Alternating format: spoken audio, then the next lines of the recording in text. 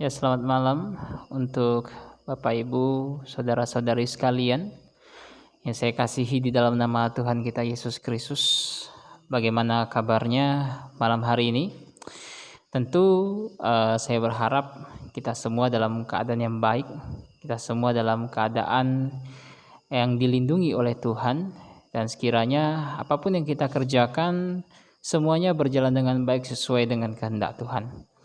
Pada malam hari ini seperti biasanya kita mulai melanjutkan kembali pembelajaran kita mengenai ketiadasalahan Alkitab.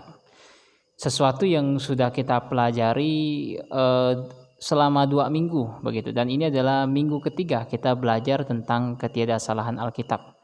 Ini adalah minggu ketiga di mana kita membuktikan bahwa Alkitab itu tidak mengandung kesalahan, sekalipun ada beberapa orang yang berpikir bahwa Alkitab mengandung kesalahan. Tetapi selama 2 minggu setelah melalui 2 video yang telah saya buat, kita telah membuktikan bahwa tuduhan-tuduhan tersebut, tuduhan-tuduhan bahwa Alkitab mengandung kesalahan itu adalah tuduhan-tuduhan palsu.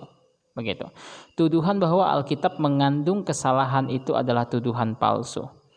Dan sekarang minggu ini saya ingin mengajak kita melihat beberapa tuduhan yang lain di mana diusungkan oleh beberapa orang untuk membuktikan bahwa Alkitab itu mengandung kesalahan. Dan kita akan lihat nanti apakah tuduhan-tuduhan tersebut benar atau tidak begitu. Dan kita akan lihat bahwa sekalipun ada banyak tuduhan yang disampaikan, tetapi kita akan melihat pada akhirnya bahwa Alkitab tetap berdiri teguh, Alkitab tidak terbantahkan, dan Alkitab tidak mengandung kesalahan. Oke, malam hari ini tidak usah berlama-lama lagi. Saya ingin mengajak kita melihat tuduhan yang berikutnya. Saya juga lupa, kita sudah bahas beberapa tuduhan. Ini tuduhan yang berikutnya yang diusungkan beberapa orang untuk membuktikan bahwa Alkitab mengandung kesalahan. Dan tuduhan ini diambil dari 1 Raja-Raja pasal 15 ayat ke-33. Kemudian dibandingkan dengan 1 Raja-Raja pasal 16 ayat ke-6 sampai ke-8. Kemudian dibandingkan lagi dengan 2 Tawarik 16 ayat yang pertama. Oke, kita lihat terlebih dahulu ayat kitab suci. Kita lihat terlebih dahulu ayat firman Tuhan. Ini kembali saya mengutip dari Lembaga Alkitab Indonesia. Di sini kita lihat satu persatu. Saya harap Bapak Ibu yang ada di rumah mungkin atau saudara-saudari sekalian yang menonton video ini tetap menyediakan Alkitab, sekalipun beberapa ayat sudah saya buatkan di sini berupa sebuah slide begitu, tapi tetap diharapkan memegang Alkitabnya masing-masing. Oke, kita lihat satu persatu. Di sini kita lihat terlebih dahulu 1 Raja-Raja pasal 15 ayat yang ke-33. Di sini dikatakan apa? Di sini dikatakan, dalam tahun ketiga zaman Asa, Raja Yehuda, Baesa bin Ahia menjadi raja atas seluruh Israel di Tirza. Ia memerintah 24 tahun lamanya. Oke. Kemudian 1 Raja-Raja pasal 16 ayat ke-6 hingga ayat ke-8 dikatakan, kemudian Baesa mendapat perhentian bersama dengan nenek moyangnya, dan ia dikuburkan di Tirza. Maka Ela, anaknya, menjadi raja menggantikan dia. Juga dengan perantaran Nabi Yehu bin Hanani, firman Tuhan telah datang melawan Baesa dan melawan keluarganya, baik karena segala yang jahat yang telah dilakukannya di mata Tuhan, sehingga ia menimbulkan sakit hati Tuhan dengan perbuatan tangannya, dan dengan demikian menjadi sama seperti keluarga Yerobeam, maupun oleh karena ia telah membunuh Yerobeam. Dalam tahun ke-26 zaman Asa, Raja Yehuda, Ela, anak Baesa, menjadi raja atas Israel di Tirza. Ia memerintah 2 tahun lamanya. Oke, kemudian di dalam 2 Tawarik pasal 16 ayat pertama dikatakan, pada tahun ke-36 pemerintahan Asa, majulah Baesa, raja Israel, hendak berperang melawan Yehuda. Ia memperkuat Rama dengan maksud mencegah lalu lintas kepada Asa, raja Yehuda. Oke. Mungkin sebagian dari kita ketika membaca ayat-ayat yang sudah saya daftarkan di sini, setelah dibanding-bandingkan mungkin ada beberapa yang menyadari ada sedikit seolah-olah saya katakan seolah-olah pertentangan antara satu Raja-Raja 15, satu Raja-Raja 16 jika dibandingkan dengan dua Tawarik 16, begitu. Seolah-olah begitu, seolah-olah. Pertentangannya seperti apa? Oke. Di sini saya buatkan ringkasannya. Jadi di dalam satu Raja-Raja 15 disebutkan bahwa Ba'esa itu memulai pemerintahannya pada tahun ketiga dari Asa. Jadi Ba'esa mulai memerintah pada tahun ketiga. Dan Ba'esa disebutkan dalam satu Raja-Raja 15 dikatakan bahwa dia memerintah selama 24 tahun. Oke, dia memerintah selama 24 tahun. Ini pemerintahan Ba'esa, tetapi di pasal yang ke-16 ayat 6 sampai 8 diberitahukan bahwa Ba'esa meninggal, kemudian Ba'esa digantikan oleh anaknya. Anaknya ini bernama Ela, dan Ela mulai memerintah pada tahun ke-26 dari Asa. Oke, jadi kita dapat garis besarnya bahwa Ba'esa memerintah pada tahun ketiga, meninggal pada tahun ke-26. Dan dia di sini memerintah selama 24 tahun. Oke. Mungkin ada yang bertanya, loh kenapa Ba'esa selesai memerintah pada tahun ke-26? Karena kalau kita lihat, Ba'esa mulai memerintah pada tahun ketiga Asa. Kalau pada tahun ketiga Asa dan dia memerintah selama 24 tahun, seharusnya dia meninggal pada tahun ke-27 Asa. Karena 24 tambah 3 kan sama dengan 27. Begitu. Jadi seharusnya kan Ba'esa meninggal pada tahun ke-27 Asa. Kenapa? Karena Ba'esa memerintah pada tahun ketiga Asa dan dia memerintah selama 24 tahun. Tetapi ini tidak ada masalah di sini, tidak ada pertentangan. Karena tahun pertama Ba'esa memerintah itu sama dengan tahun ketiga pemerintahan Asa.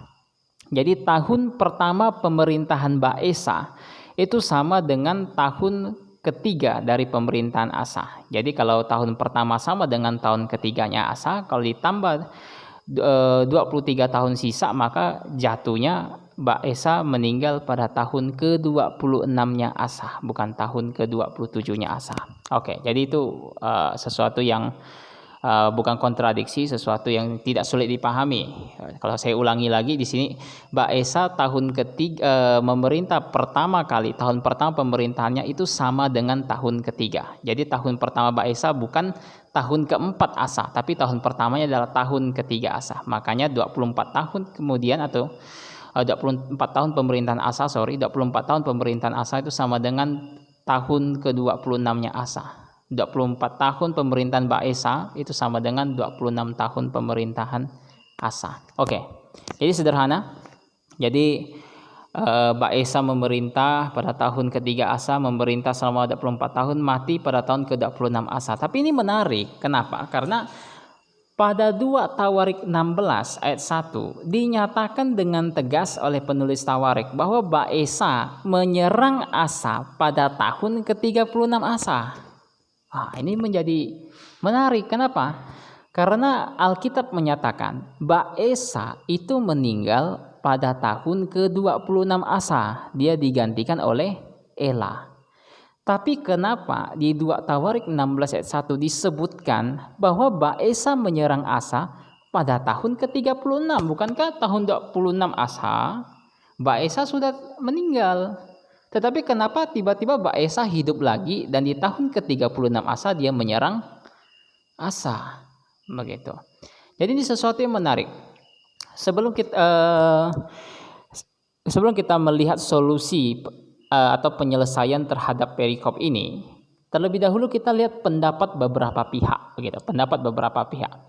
Di sini saya kutipkan ada Pulpit Commentary. Di sini Pulpit Commentary menyatakan untuk 2 Tawarik 16 menyatakan bahwa angka 36 tahun pada 2 Tawarik 16 itu seharusnya dibaca 26 bukan 36. Oke. Jadi Pulpit Commentary di sini berusaha membenarkan Alkitab. Artinya dia menganggap Alkitab mengandung kesalahan, tetapi yang benar tuh seharusnya begini.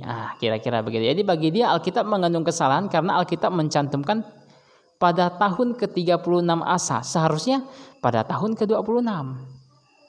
Hal yang sama juga pada Keil. Keil berkata bahwa pernyataan tahun ke-36 pemerintahan Asa, Baesa Raja Israel menyerang Yehuda adalah tidak akurat atau tidak mungkin benar.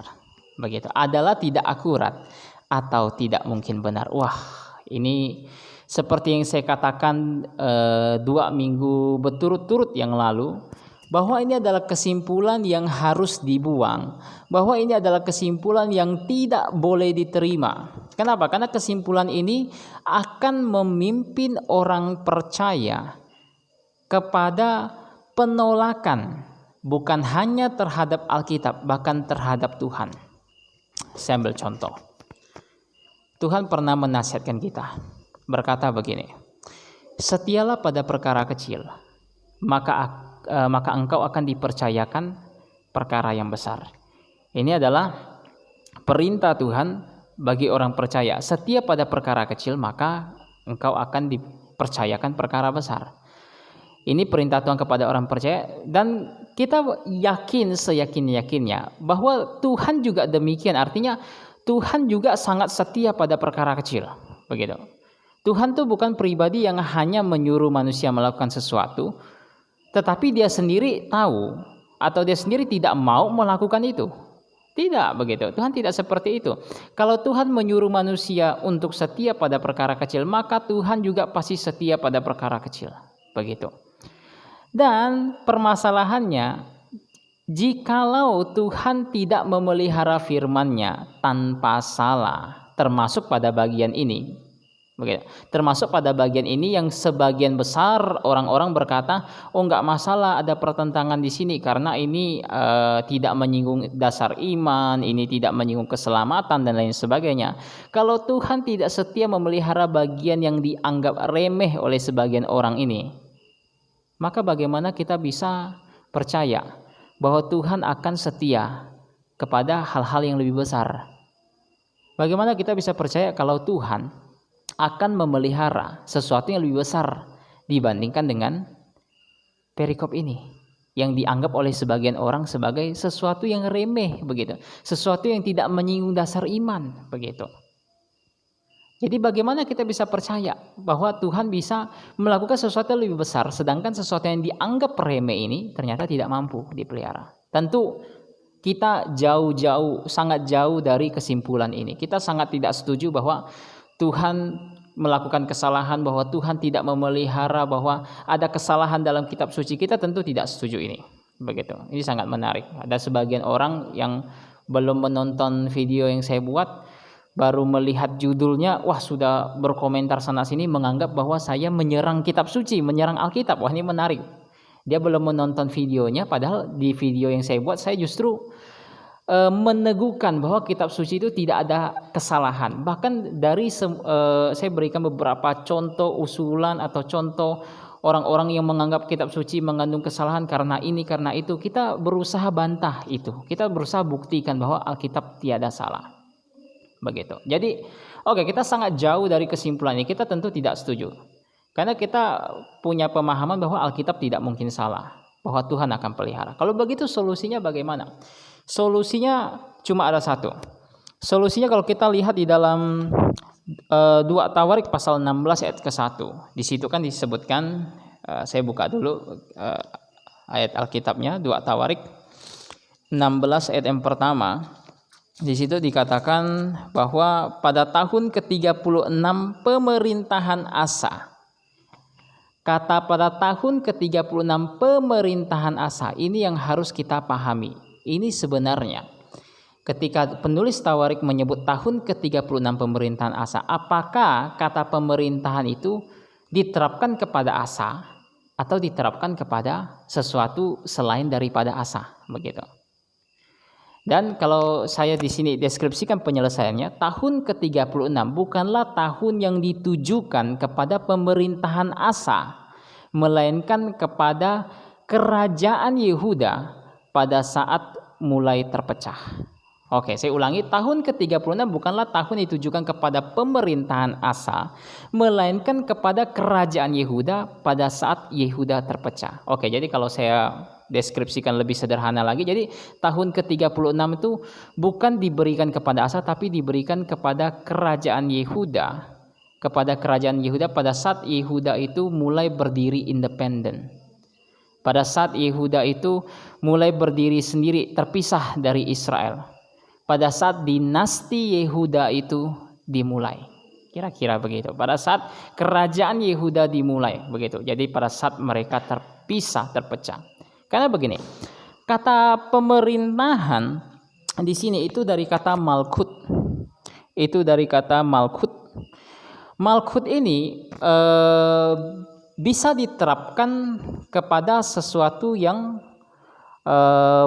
dalam pengertian seperti yang saya deskripsikan di sini, dalam pengertian ditujukan kepada kerajaan, bukan kepada raja yang memimpin. Coba kita lihat ya.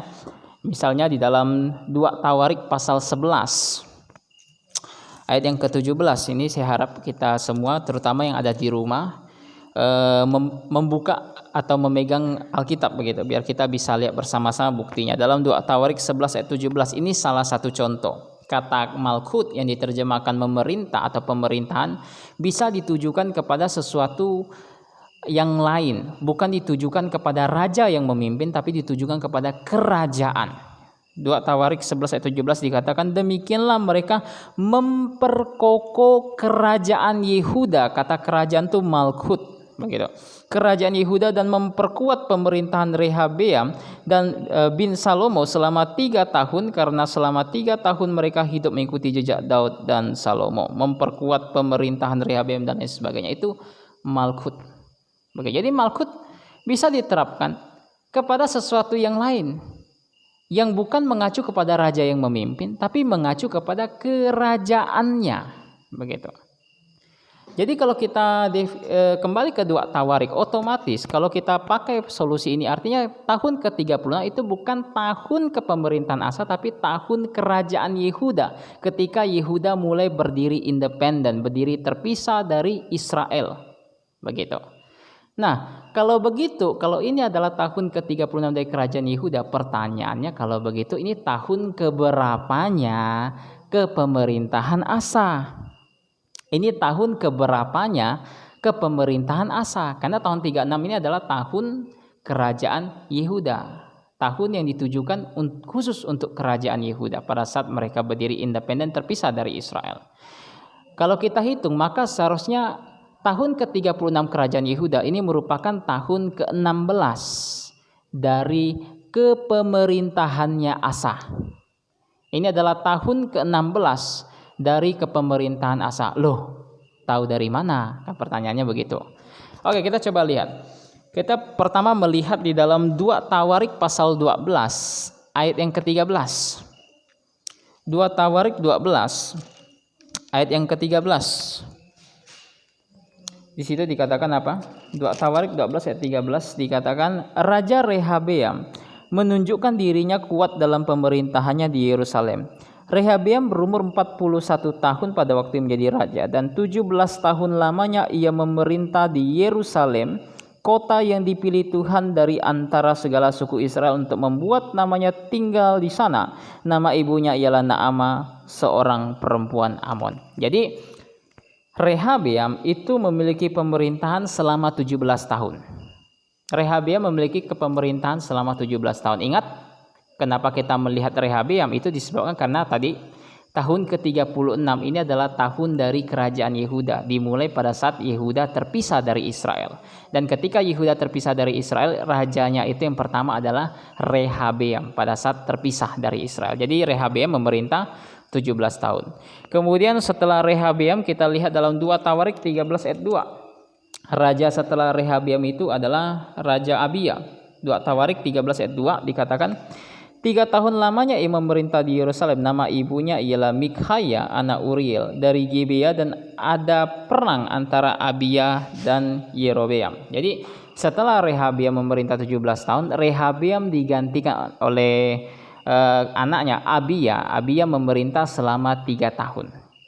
Oke, jadi Rehabeam 17, Abia 3. 17 tambah 3 sama dengan 20. Berarti pada tahun ketiga pemerintahan Abia, setelah Abia 3 tahun memerintah, itu adalah tahun ke-20-nya kerajaan Yehuda. Karena 17 tahun Rehabeam ditambah 3 tahun Abia, jadi 20 tahun. Maka seharusnya pada tahun pemerintahan Asa yang ke-16, ini adalah tahun ke-36 kerajaan Yehuda. Karena apa? Rehabeam 17 tahun, Abia 3 tahun, 17 tambah 3 20. Maka dari 20 kurang 16 lagi untuk mencapai angka 36, atau kalau kita buat lebih mudah, 36 kurang 20 sama dengan 36 kurang 20 sama dengan 16. Begitu. 36 kurang 20 sama dengan 16. Jadi pada tahun ke-16 pemerintahan Asa ini sama dengan pada tahun ke-36 kerajaan Yehuda. Oke. Jadi Baesa menyerang Asa itu pada tahun ke-16-nya Asa. Begitu. Pada tahun ke-16 Asa yang sama dengan tahun ke-36 dari kerajaan Yehuda. Oke, saya rasa cukup mudah untuk dipahami begitu. Kalau saya ulangi lagi, 36 itu kita hitung dari Rehabeam memerintah 17 tahun, Abia 3 tahun, total 17 tambah 3 20, berarti pada tahun ke-36 kita kurang 20 maka dapat 16. Berarti pada saat pemerintahan Asa yang ke-16 itu adalah tahun ke-36-nya kerajaan Yehuda. Jadi ketiga teks tersebut kita terima, ketiga teks tersebut kita aminkan, kita dengan yakin dapat berkata bahwa tiga-tiganya benar, tidak mengandung kesalahan, begitu. Tiga-tiganya dapat diamini, tiga-tiganya benar tanpa mengandung kesalahan. Oke, itu hal yang pertama. Kemudian yang kedua, ketidaksalahan Alkitab yang kedua, kita masih dalam perikop 1 Raja-Raja pasal 16 ayat 8 sampai 10. Di sini dikatakan dalam tahun ke-26 Raja Asa, Raja Yehuda, Ela anak Baesa menjadi raja atas Israel di Tirza yang memerintah 2 tahun lamanya. Intinya yang tadi. Jadi setelah Baesa, Ela yang jadi raja, dan di sini diberitakan Ela memerintah 2 tahun lamanya. Kemudian ayat 9, Zimri pegawainya yang menjadi panglima atau setengah dari pasukan kereta mengadakan persepakatan melawan dia ketika ia minum-minum sampai mabuk di Tirza, di rumah Arza yang menjadi kepala istana di Tirza. Datanglah Zimri, lalu membunuh dia dalam tahun ke-27 zaman Asa, Raja Yehuda, dan ia menjadi raja menggantikan dia. Wah, ini jadi menarik begitu. Kenapa menarik? Karena mungkin ada beberapa orang yang mengusungkan adanya permasalahan. Kenapa permasalahan? Karena di sini dikatakan bahwa Ela memerintah pada tahun ke-26 Asa, dan disebutkan bahwa Ela memerintah selama 2 tahun. Tetapi permasalahannya Ela dibunuh pada tahun ke-27 Asa. Berarti apa? Berarti seolah-olah Ela hanya memerintah 1 tahun, karena 27 dikurang 26 ya sama dengan 1, begitu. Ela memerintah tahun 26, mati pada tahun ke-27 dari Asa. Seolah-olah Ela hanya memerintah 1 tahun, tapi Alkitab kasih tahu 2 tahun. Apakah ada permasalahan? Jawabannya sama, tidak ada permasalahan. Jawabannya persis seperti yang kita bahas sebelumnya mengenai kepemerintahan Baesa. Persis. Bahwa tahun pertama Ela itu sama dengan tahun ke-26 Asa. Jadi tahun pertama Ela memerintah itu sama dengan tahun ke-26 Asa. Jadi kalau Asa tahun ke-26 itu adalah tahun pertama Ela. Dan kemudian tahun ke-27 Asa berarti itu adalah tahun keduanya Ela. Dan pada tahun ke-27 Asa Ela dibunuh. Begitu. Jadi saya rasa ini juga tidak sulit untuk dipahami. Jadi artinya kita bisa menerima perikop tersebut juga 1 Raja-Raja 16 ayat 8 sampai 10 tanpa meragukan sedikit pun. Memiliki keyakinan keyakinan yang teguh begitu, bahwa Alkitab itu tiada salah begitu. Bahwa firman Tuhan itu dipelihara Tuhan tanpa salah. Oleh sebab itu kita harus junjung setinggi-tingginya. Oke, jadi hari ini kita lihat 2 contoh permasalahan.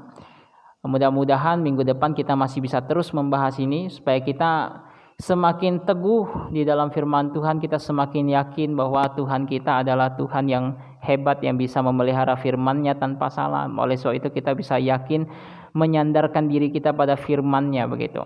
Dan kita sekiranya semakin semangat lagi belajar firman Tuhan. Tuhan Yesus memberkati. Maranatha.